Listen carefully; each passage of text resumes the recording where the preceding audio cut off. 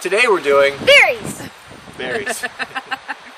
That'll work. Said we were trying to make do with what we've got, and we don't have a lot of big animals right now, and this is in the back of the barn. There's some troughs, and I guess is the correct terminology, I'm hoping, for what these are. And we're going to steal a little bit here because we're working on our berries today, and we want to make some type of trellis. So Cody's going to take this apart, and when we get animals, we'll deal with it then, but that could be a number of years. So using what we've got. As you can see, the winter is rough on barn doors around here. Cody is taking these off. We've looked up a couple different ways to do trellises, and this would use the materials we have on hand and some cattle panels, I guess you call them. Yeah, these will work. These will work really good for trellises, I think.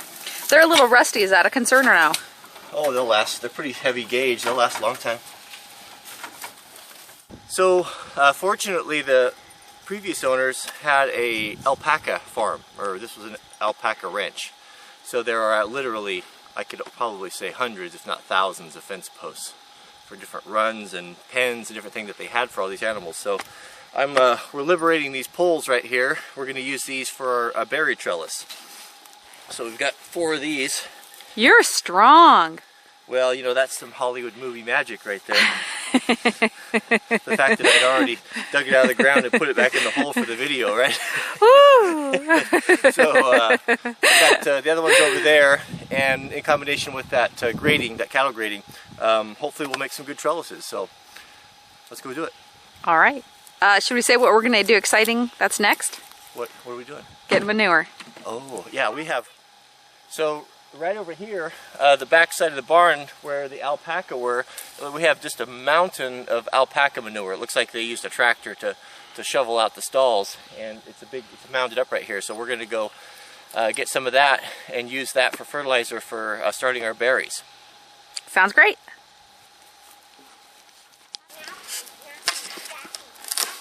We won't have to buy any fencing material probably ever. So the previous owners, they had a lot of animals, and there's lots of fencing, and we're leaving part of the fencing up, but we're taking part of it down because we just don't have the need, and we foresee that we could have the need in the future, which is why we're going to leave part of it up. But we don't necessarily want animals right now. We like to have a life. All right. We got enough going on right now, don't we? Yeah, we sure do. All right. Take them out. Here, I'll take this bucket down here. They're not very heavy. Or else you're super strong. Over your head. Ooh. Here, little bucket for a little guy. For what? I'm gonna go eat some poop. Here comes the manure hauler. Is it beautiful, Cody? Well, it's got worms in it. Well, we're happy to hear that. So that's what we got. And it's probably been composting at least 2 years. Yeah, it's been here a while. It's not really breaking down though. No. It doesn't appear to break down that much. There's But mushrooms in it. No scent. Yeah. Okay. Well, we'll try it. We'll see how it goes. This will work until we get some chickens. Go, Jack, go. Yeah, boy. Unless you can carry 2. I bet he can. No, I can't.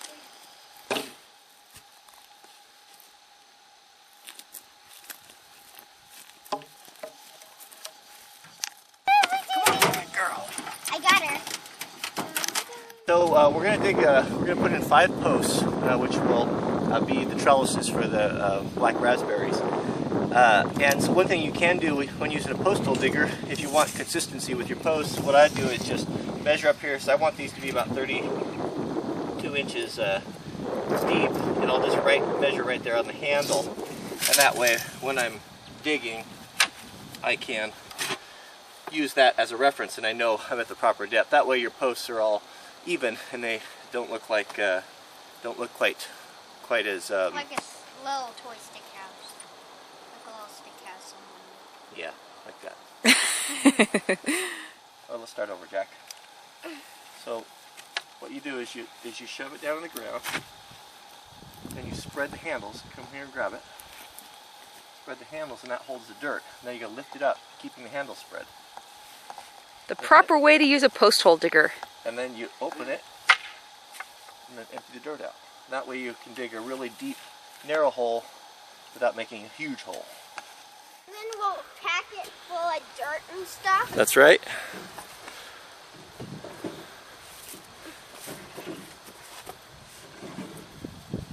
Let it fall, you get slivers. There you go. And back row, you'll get hit with the shovel. And you know what that feels like.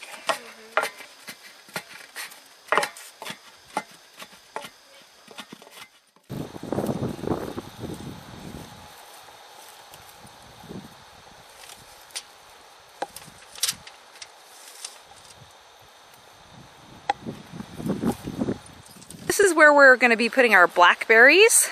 Black raspberries. Black raspberries, black caps. Best berries in the world. Cody's favorites. And so you can see we were putting up posts, and we're putting up 5 posts and 4 cattle panels that measure approximately 7 feet each. We're going 6 feet apart from the fence so that we have a walkway in the back and room for the berries to spread a little bit. Hubby, here are the posts that are going in. We're putting cattle grading. They're about 7 feet long by, I want to say 3 or 4 feet high, and we're putting these in a straight line. I'm digging holes right now to put the wild black caps in. We're transplanting them, and that's about it. We'll show you when we get to the next segment. A family that works together stays together. So we are putting some rock that there's been piles up around the farm. We're going to put those in the hole along with some of the alpaca manure and some leaves. So we've got what, we got 8 holes dug, and we have some acquaintances that are master gardeners, and they've had real good luck with a method of digging a hole by putting a container of some sort in the bottom, so you have some dead air space, and then a little bit of gravel in the bottom, and then manure and dirt. They've done it both ways, and the holes that they have dug using this method produced a lot more growth, and they actually got berries the first year. Grapes was where they didn't. The holes that they didn't do this method, just use dirt. They didn't get yields the same year. So we're going to try it and see if it works. So you can use a piece of pipe, little containers, just something like that in the bottom before you put your gravel in to have a little bit of airspace. So we'll report back and see how it goes. I'm going to dump it, Mama. You reach down and hold it with the shovel. Okay, so you're going to do this one first? Yeah, put the handle down there and hold it so I don't tip it over as I dump the gravel in. Watch your face, Jack. Press on that. Okay.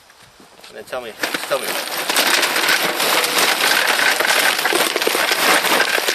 Okay.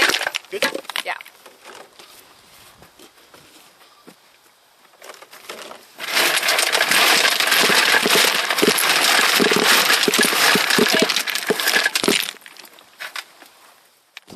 Wow, I can see it.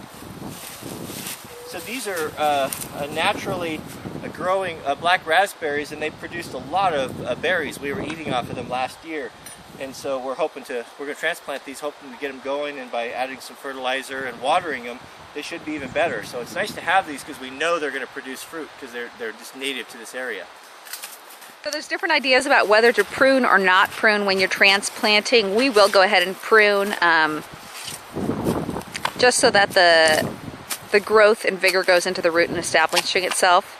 Some people think that you shouldn't do that, but we're going to go ahead and do it. There's really not much to them. So you can see there's one main tap, well, it looks like there's a couple. Maybe not a main taproot, but some. All right, so we got our, 9 or 10? Yeah. These little guys, and we were able to dig down and maintain the roots, so we'll go put them in, and that's what we'll do. Sounds good. These are maple leaves, and leaves are good for compost. So when you got a lot of maple leaves, you want them to compost. If you don't have a big enough compost bin, it takes about 2 years for them to decompose. Put them in black bags so they can just store them for when you need them. They're not completely decomposed, but we're going to go ahead and throw them in anyways. They'll decompose eventually. Maple leaves.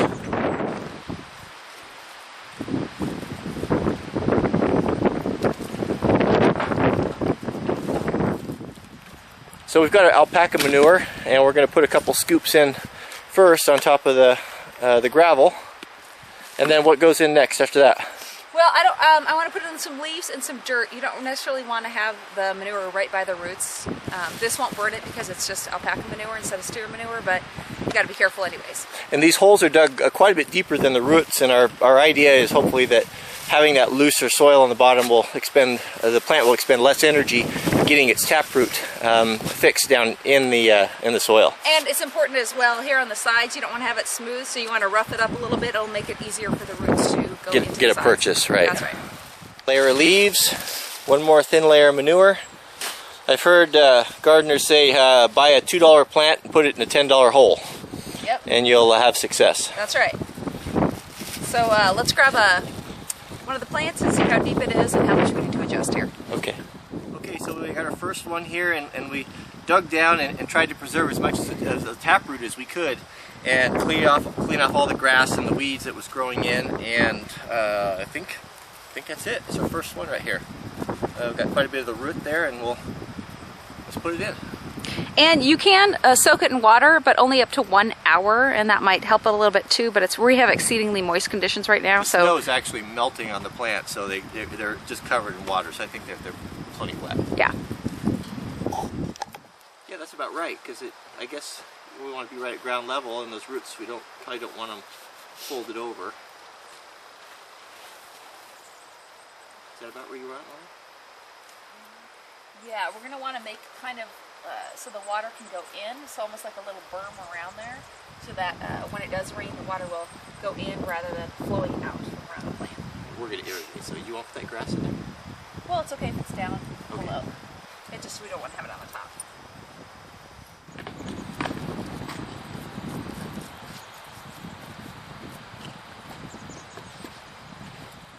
Cody is a master flattener outer. It's a technical term of dirt, and so he is beautifying, as we call it. So do you want to you thinking of maybe just having them split the wire? Just kind of feed it down through them, like this here, and then put the wire on the outside? Or? Yeah, that would work. That way they grow on both sides. And just hold it down a little bit.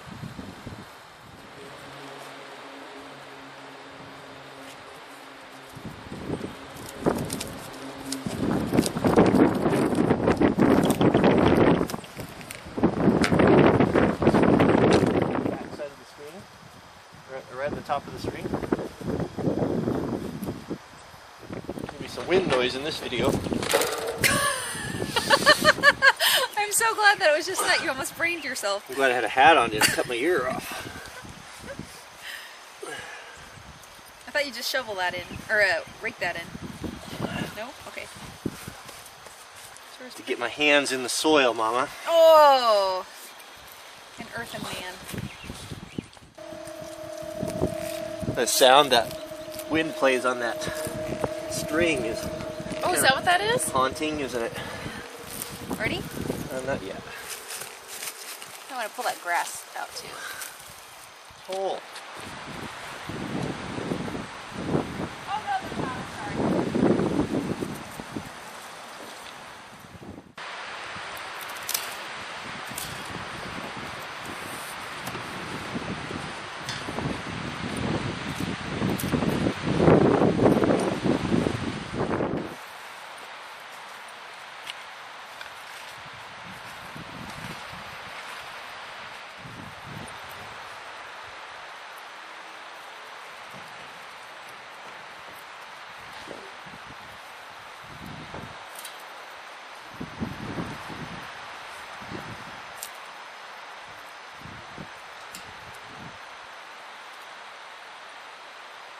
These are really prickly.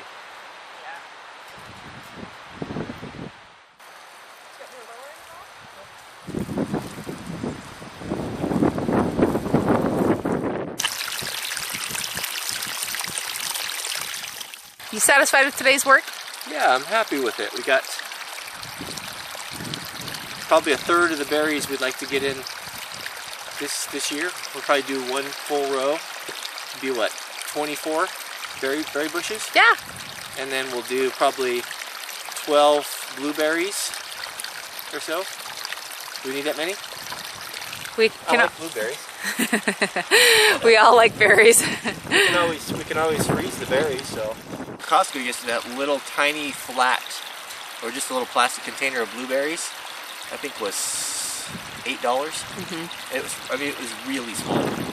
Just maybe a little bit bigger one of those strawberry. So this was a great day of what we've accomplished. Got the berries in, and I'm stoked. I am too. I like gardening. I didn't think I would, but I do.